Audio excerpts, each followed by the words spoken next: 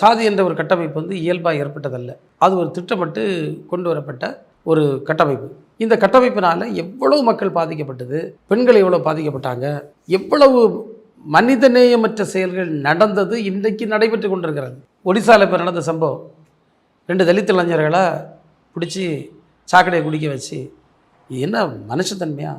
நம்ம இப்போ ரீசெண்டாக பார்த்தோம், ஒரு யாதவர் சமூகத்தை சார்ந்த ஒருவர் வேதம் ஓதினார்னு சொல்லி அவரை பிடிச்சி மொட்டை போட்டு அவரை அடித்து துன்புறுத்தி பல்வேறு இன்னல்கள். இன்றைக்கி வந்து அவ்வளோ இன்ஹியூமன் ஆக்டு, சமூகவாதம் இன்னும் நடந்துக்கிட்டே தான் இருக்குது. அவ்வளோ நடந்துகிட்டு இருக்கு. நீங்கள் மெய்ட்டி பெண்கள் எப்படி நடத்தப்பட்டார்கள், மணிப்பூர் எவ்வளவு பற்றி எறிஞ்சுது. பெண்களை வந்து நடத்தி கொண்டு போய் ஊர்வலமாக நிர்வாணமாக நடத்தி கொண்டு போய் அதில் கூட்டு பாலியல் பலாத்காரம் செய்யக்கூடிய இதில் வந்து நீங்கள் இதில் எங்கேயுமே நடக்க. நீங்கள் உலகத்தில் இப்போ நான் வந்து தீவிரவாதங்கள் இருக்கக்கூடிய நாடுகளை சுட்டுக்கொள்ளானே தவிர இப்படிப்பட்ட இந்த வதைகள், சித்திரவதைகள் அல்லது மனித ஒரு குணத்துக்கு முற்றிலும் ஏற்பட இல்லாத சம்பவங்கள் வந்து இந்தியாவில் நடப்பது பிறகு வேற எங்கே நடக்கான்னு எனக்கு சந்தேகம். நான் எங்கேயும் பார்க்கல. இப்படி இருக்கக்கூடிய சூழலில் ஆர்எஸ்எஸ் இப்போ சொல்லுது 2035 நாங்கள் வந்து ஒரு இந்து ராஷ்டிராவை அமைக்க இருக்கிறோம், அது மனுஸ்மிருதியின் அடிப்படையில் அரசமைப்பு சட்டத்தை உருவாக்குமா. மனுஸ்மிருதி என்னது?